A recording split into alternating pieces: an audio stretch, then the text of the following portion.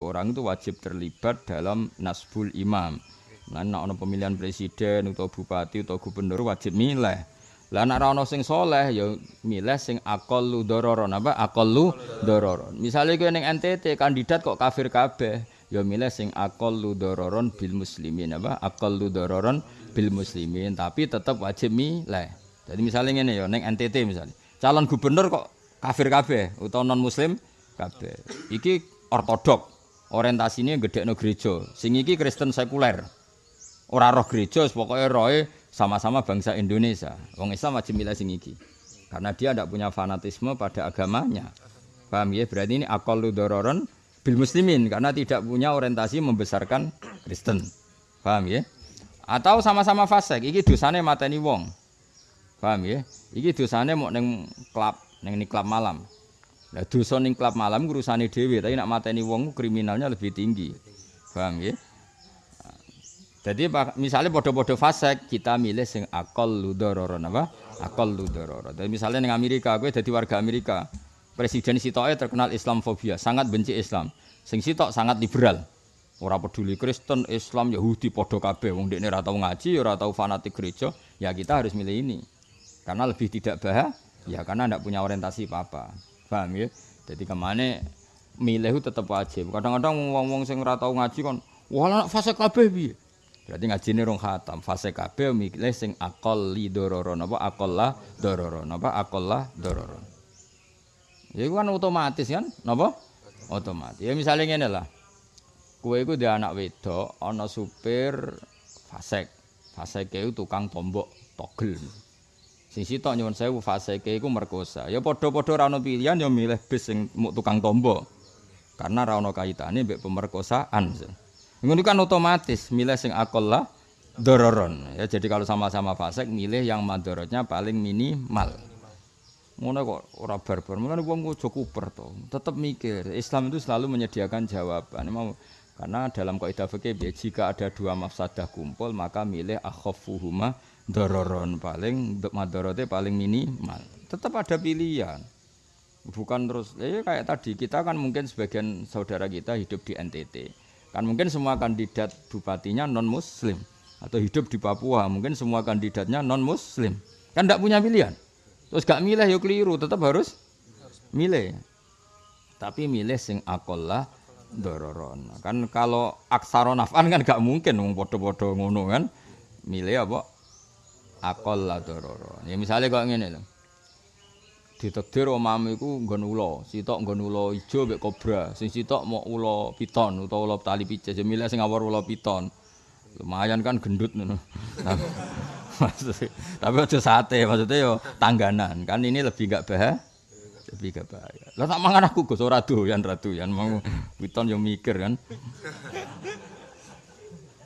Tapi kan awal kobra atau ula ijo lebih bahaya. Ya jadi pilihannya itu jawab alhasil ya kalau masalah fasik itu pilihannya apa aqallah dararon apa aqallah dararon. Fale samangka ora ana apa nasbul imam ruknan iku termasuk rukun yuk takodu kang den yakini apa nasbul imam fiddin dalam agama. Kamu ndak usah memaksakan khilafah atau memaksakan ideal. Mergo nasbul imam tidak termasuk ruknan fiddin, tidak mendesak Ahmad. Jadi kamane lho, kamu tidak usah memaksakan sistem terlalu, sistem apa harus apa enggak perlu seperti itu. Karena nasbul imam tu laisa ruknan yu'taqad fiddini. Mulane kados Mbah Mun nggih fleksibel. Saraku wong alim-alim delok sistem pemerintahan cek republikan, cek mamlakah, kerajaan, cek sistem monarki itu rodok do fleksibel. Mergo masalah nasbul imam dalam mazhab Ahlus Sunnah wal Jamaah bi laisa ruknan yu'taqad fiddini. Dadi kira usah ngotot nemen-nemen. Falatazi mongko aja melenceng sira an amri sang urusane ad-din al-mubini kang jelas. Dadi sing ra rukun agama mbok aja mbok tenani nemen-nemen ora termasuk rukun nek gegerem gak karuan. Biasa wae napa? Biasa wae. Nah, illa bi kufrin kecuali salah imammu nganti kafir fambidan mongko buak sira ahdaw ing ahdal kafir. Fawa monggo te Allah yakfina iku nyukupi sapa wa ing kita adahu ing pilarane imam utawa pemimpin wahdahu halis wijine Allah. Allah piyambak sing bakal menolong kita. Bi ghairi hadza kalan saliyane kekafiran la yubahu ora oleh apa sarfuhu mecat imam. Wale salan ora ana sapa imam yuzalu den pecat sapa imam in uzila lamun ilang apa wasfuhu status sifate imam. Dadi misale ngene. Kowe milih bupati utawa milih gubernur. Pas mbok pilih iku nyuwun sewu gak zina, gak narkoba, gak korupsi. Paham ya? Ternyata di pertengahan jabat dia korupsi. Lah itu kalau dalam kaidah sunnah tidak harus dipecat. Meskipun boleh tapi tidak harus. Paham ya? Tidak harus. Karena apa yang mengharuskan dipecat kalau dosanya sampai kufur. Nah, asal ketika awal dia tidak seperti itu. Ya, tapi kalau dari awal seperti itu ya dari awal kamu nggak boleh milih, paham ya? Jadi misalnya ono wong terkenal korupsi, ya dari awal kamu nggak boleh milih. Tapi nak mbok pilih soleh pas proses soleh jebule tengah-tengah jabat korupsi. Itu dalam agama tidak harus yuzal, tidak harus yuzal. Apalagi nanti kalau di yuzal terjadi fitnah azimah, misalnya dia punya power yang kalau dipecat bikin hara, malah sebaiknya tidak usah dipecat. Mergo la imamun khusyum khairun min fitnatin tadum. Eling apa? La imamun khusyum khairun min fitnatin tadum. Karena mendongkel satu kepemimpinan yang melahirkan fitnah besar luwih apik aduk toleransi meskipun dia fasik. Nah, mergo mau ada pemimpin koruptor misalnya, nak mbok pecat, ini gawe prahara atau gawe tragedi nasional. Tapi nak mbok barno paling banter mau korupsi, misalnya seperti itu. Tapi ya syukur-syukur ya agak usah korupsi. Tapi misalnya ini cerita, kan tentu kita mikir kondisi paling lebih buruk, apa? Lebih. Ya terutama ke bayangno model-model Timur Tengah. Timur Tengah kan gitu kan. Misalnya daerah-daerah tertentu ya Saddam Hussein lah dulu zaman cerita Saddam Hussein yang jangan semua Timur Tengah Saddam Hussein lah sudah yang contoh. Dulu Saddam Hussein kan menggulingkan pernah paman, akhirnya terjadi revolusi. Ketika Saddam mikir ya revolusi. Artinya gini, setiap satu pemimpin tidak ideal digulingkan, kan melahirkan tragedi. Kayak Libya dulu, orang kecewa dengan pemimpin sebelumnya. Dikudeta Pak Gaddafi kan, Pak Gaddafi dikudeta, terus akhirnya Libya sampai gak berbentuk negara sampai sekarang. Artinya kalau nuruti ideal, malah sebuah negara itu gak punya pemimpin. Mendingan korupsi lah, bengak-bengok lah, sementing dia pemimpin. Karena kalau digulingkan malah kelasnya tragedi apa? Tragedi. Mulai santri yang ngono, zaman akhir mondok utuh kafet khusyuk ngene-ngene. Iku masalahnya nak ra borusin ning pondok, iku malah ngegeng tok ndi-ndi. Ojo bandingno Imam Syafi'i ora zamane. Paham yo? Dadi gampangane nak ra mondok luwih ngeri. Tapi nek mondok aja bayangno ideal terus kok Imam Syafi'i, Imam Malik, bocah kok aware. Zaman akhir kok bayangno ngono, wis keliru. Terus bapak elang bayangno ngono iku yo luwih keliru. Wong eling turunane sapa? Bapake dhewe iku bapake lho maca juz samae ra iso, bareng anake ra hafid ngamuk. Yo dekne dhewe latihan ngapal Al-Qur'an. Mana kula kepengin wali murid tau setor kula, ben ra nuntut anake nemen-nemen. Angger ra tau setor ngono iku. 4 tahun kok ra hafal. Lah jenengan wis 3 tahun ra hafal blas. Aneh-aneh. Nak bab iku aku bela santri yakin boleh. Oh nganti mati tak bela nak bab iku. Kadang wali murid ya ora tau diri yo. Karwan dekne ora iso maca kitab. Yai, anak kula mun saged maca kitab ta ora? Padahal mondhoke 7 tahun. Mun jenengan maca pesolatan. Ndekne dhewe maca pesolatan Jibril ra iso anake kon maca muin apa gledek tanpa harokat. Aneh-aneh. Ngono jenenge ra tau diri yo. Kula nate guyon tak kenang tenan, guyon ilmiah. Kula nate sak ruangan. Hanya beracara umum sak ruangan. Sak ruangan ambek desane Pak Kures. Ada Habib Husain, ada Habib Ali. Habib Husain mertuane Mbak Najwa. Ono Habib Ali banyak pisan-pisane Pak Kures. Mau guyon tok pancen wis bar acara guyon. Guyon paling menarik itu ada yang ajudan dulu teman akrabnya Gus Dur. Ketika Gus Dur presiden. Guyon tok Habib guyon. Mahathir Muhammad kan jadi PM itu umur 90 tahun. Singkat cerita ada seorang Malaysia diomongi mbek bapaknya. Anak ini ketika masih SMA. Nak, belajar yang benar biar kamu pinter nanti jadi Perdana Menteri kayak Mahathir Muhammad. Anak ini akhirnya kuliah S1 doktor. Doktor sampai umur 30 tahun, 35 tahun dia sudah doktor. Bapaknya umur swidak. Ternyata pas bapaknya umur swidak Mahathir Muhammad jadi Perdana Menteri umur 90 tahun. 90 tahun Mahathir jadi Perdana Menteri lagi kan, kemarin kan Perdana Menteri tertua di dunia kan Mahathir. Makanya termasuk yang simulasi Pak Ma'ruf Amin jabat itu ono sing luwih tuwa. Anake gentenan bapake iki lho, Pak, belajar yang benar biar nanti kalau 90 tahun jadi PM enggak Pak Mahathir. Bapake wasem maneh. Karena masih mungkin kan? Bapak wis tidak tahu, wis watuk-watuk digandane. Pak, kalau jadi orang tua belajar yang bener, biar pas tua banget jadi perdana menteri kayak Pak Mahathir. Mergo dekne mangkel wis dokter, udah dokter gak jadi perdana menteri. Akhirnya diamuk Bapak itu. Paham ya, Pak? Dong to kok. Kadang-kadang wali murid kudu dikandani kok ngono mau targete berlebihan. Kudu tobat wong ora usah ngono wis pokoke. Ya nak target ya oleh ambisi ya oleh tapi ya ngoco le.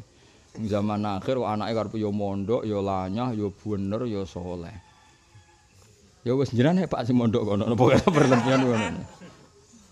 Tapi sing ngomong jo kowe, nek sing ngomong dosa sok ladap. Aku kiyaine sing ngomong, nek macen berlebihan targete. Aneh-aneh wae napa? Aneh-aneh. Masalah pemimpin ya padha ngono. Wong pemimpin zaman akhir wong ora nabi kok ya pemimpin ya saleh ya sayang rakyat ora tau salah. Iku gawe syarat bupati, tak syarat dadi nabi.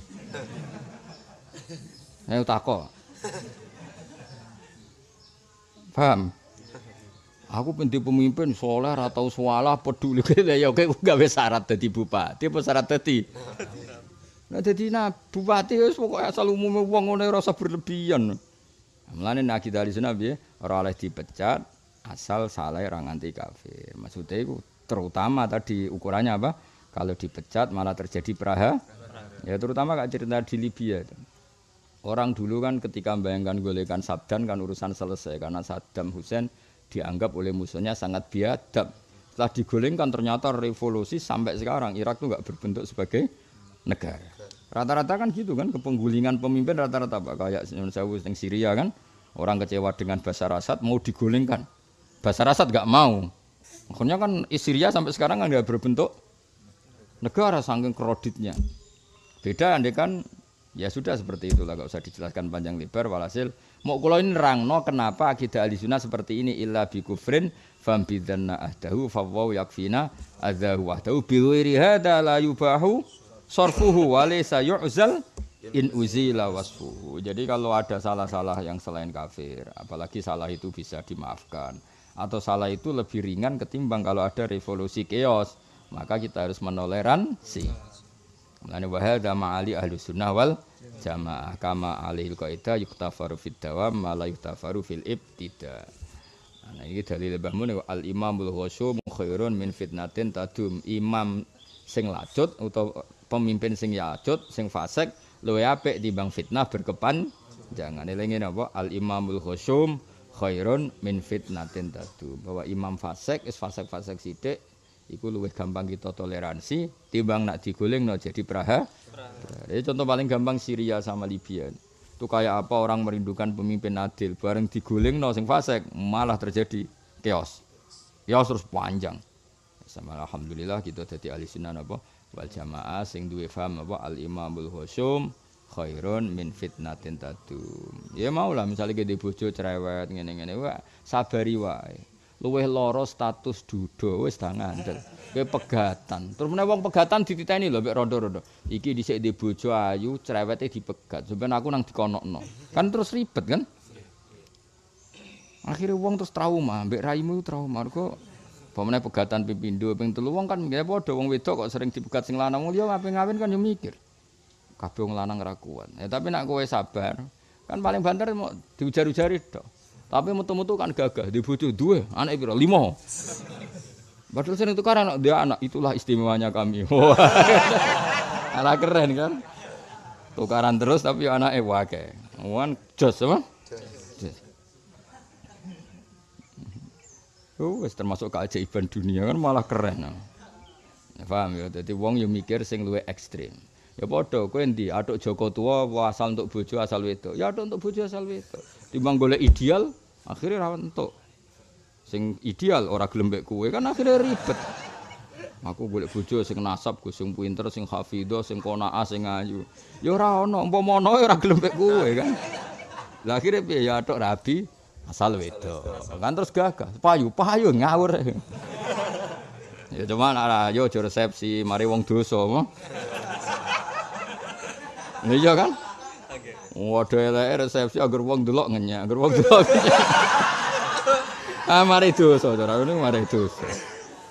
Mari wong komen apa? Komen. Dadi ribet. Biasa wae wae rabi. Supaya mati sok ya mati. Rasa undang-undang kanca ya mati ya mati. Sing wae kaya mlebu neraka ya mlebu. Sing kok wae swarga ya swarga. Ning swarga malah lali kanca, saking widadari malah ra buta kanca. Nah yang di bojone donya wae elek cerewet ning swarga widadari akeh malah lali apa? Kanca. Ning neraka tambah lali siksa. Dadi sine wong gampang lali.